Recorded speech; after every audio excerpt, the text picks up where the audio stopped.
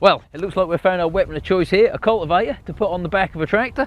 All we now need is a tractor. Let's go find one.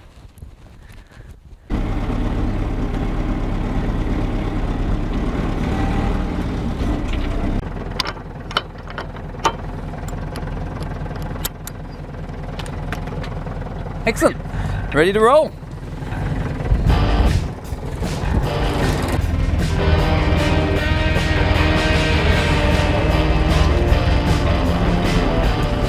Well, here we have a true bit of British farm machinery. And no, for all you thinking, it's not a yellow Leyland, it's a Marshall, built in the Lincolnshire town of Gainsborough. And we're going to put it to work. Let's see what she'll do.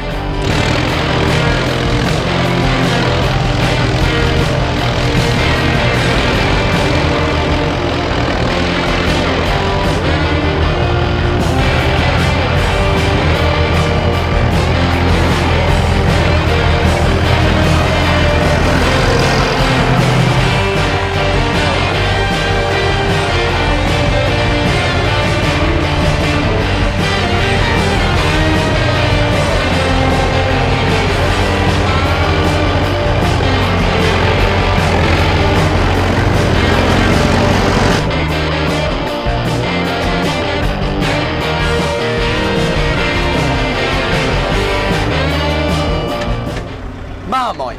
This is what this tractor has the qualities of, because with any tractor from the Leyland or Marshall brand, you either love them or simply hate them. Well, personally, I find the spreadable stuff quite disgusting. I would rather have frog spawn spreaded on my toast early in the morning. But with the Marshall 904 that was produced in 1984, it simply makes my taste buds tingle with its British tradition like a good old Sunday roast.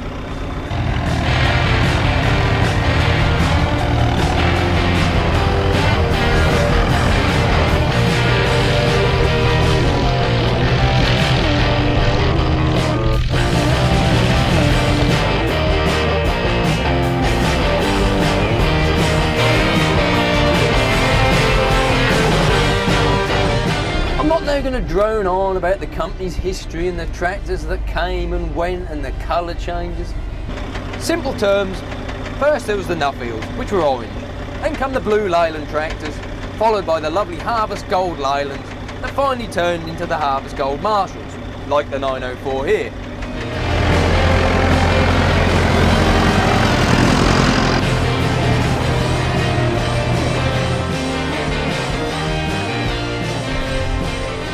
And then we come to the engine. It's the Leyland 4-cylinder 4.98 TT engine. Long stroke and absolutely bomb-proof, really. It really sounds so sweet like a soul machine. I defy anyone who says this sweet sound soul machine-like engine is not unique. Now what makes that engine distinctive, I suppose, is up to the individual. For me, it's that whistle that comes out of the exhaust stack. You listen to this. Oh, doesn't that sound nice? You know, it travels out the exhaust stack and it's got that sense like somebody's whispering sweet nothing into your ears late at night. Ooh. Pull over the duvet.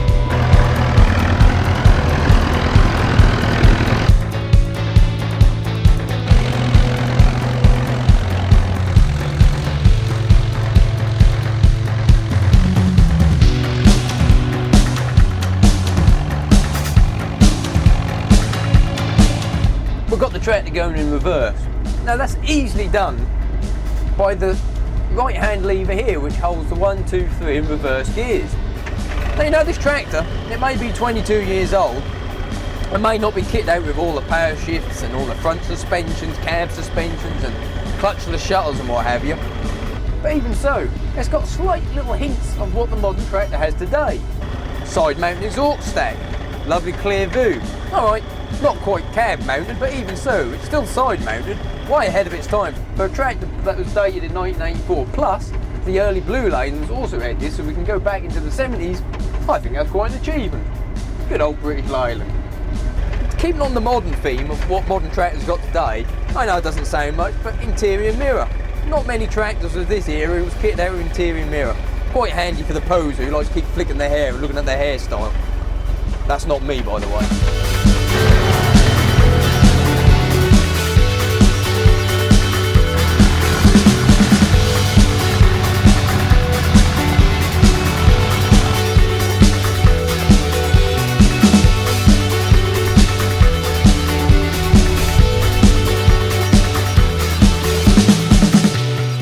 A lot of tractors from this area had floor mounted right in the middle there, which was a pain in the bum to get. I'm going to say something else, but I'll say that. Which was a pain to get in and out of. You had to clamber over to sit down. So you see, the gearbox is made up of 15 forward and 5 reverse ratios. Now incorporated into these is a creeper box, which then allows speeds from 0.3 to a staggering 20 mile an hour. Now 20 mile an hour, okay, seems quite slow today, but back then it's quite a speed. A very handy car and tractor.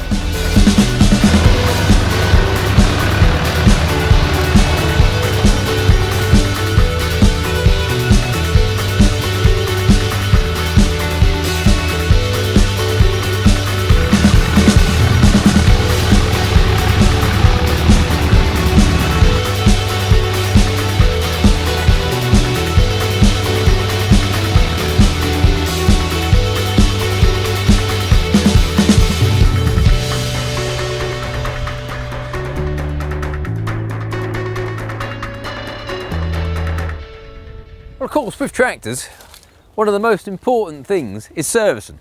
Well, apart from sitting on the seat, of course, and driving it. But Marshall, I think they thought about it. You know, they've got the oil filter here, which is fairly easy to get to. It is what I call an upside down oil filter, so you can't actually top the oil filter up before you put it on, because obviously the oil will run out. So that's, you know, a bit of a minus in a way, but again, easy to get to, so that's a plus. To get actually to the engine and the diesel tank, you just pop this coffin bonnet up, as they say, which, you know, that is fairly straightforward. That's a good idea, easily accessible. As I said, to the diesel tank, radiator, and if you need to get to the turbocharger, that's here, engine oil here, top up, over there. You've got the diesel filter, so it's all fairly easy to get to by simply just flipping the bonnet up. You've got to get your spanners out, I'm afraid, to get this grill off if you need to get in further. That's a bit, you know, a bit fiddly. They could have done it on a catch, but again, you know, we're talking 1980s, so what do you expect, sort of thing. So, but that's all fairly decent. I'll shut that down. There you go. Perfect. No gas strut or anything, you know, but again, like I said, we are going back in time. We come around here and we have some more points for servicing, like these side grills. They just pop off. They sit in a couple of locating pins and then have a spring that allows you to get to the air filter to clean it out, and the radiator to give that a good old blowout. There's a gap here which, you know, you look at it and think, hello, I've lost something. Well, you'd be right, that has lost something. 904s come with a second diesel tank, a little diesel tank, and that's where that would have sat. This one has unfortunately lost it. I think it's because it's so powerful, it's probably sucked it up, you know, or like sort of thing, it's disappeared. But that's where that would have sat. Whereas the space before on the other models, the Leylands as well, that's where the battery is. And on the 904, they've moved it to under the step, which we'll have a look at in a minute. But again, that's easy enough. Look, these, I've never had these fall out. They never fell off.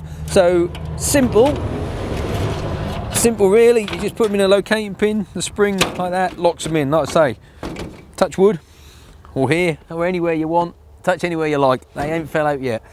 Come around here, we've got the steering pump, obviously for the power steering. Just undo that, fill out with oil. Again, fairly simple, fairly straightforward, easy to get to. Well, start a motor, obviously you know that. There's the battery I was talking about. Clearly, this is not the original battery. I don't think Marshall supplied a bit of wood and some bungee straps. Yet again, being British, you never know, you know. Make do, that's our theory, you know, our policy quite often, but I don't think so. So I think you'll find the original battery sat in that tray and it came with a cover, and that covered it up quite nicely. And if you wanted to get it out and couldn't get it through the gap, these steps do unbolt, and just to take off to get that out. There's a filter down here, again fairly easy to get to, but I often get asked, you know, or get told I should say, when you see something, you know, what's the back end like? Well, we better go and have a look at the back end. This is, as Marshall go, not a bad back end. Twin assist rams, plenty of spools, you know, enough for well, machinery of this age, you know, to power, there's no doubt about it. But I will say, I am thinking of going back to university or something to get a degree in getting the dipstick out to check the back end oil. Not greatly thought of, not 100% sure if this pipe is standard or not, but it falls right in the way of that to get that out. Bit of a job, you know. Talk about doing a Rubik's Cube, you know, never get them to match. That's a bit of the same sort of thing. Very frustrating, very frustrating. But apart from that, everything is, in my opinion, laid out quite well. And for me, it's a thumbs up for Marshall.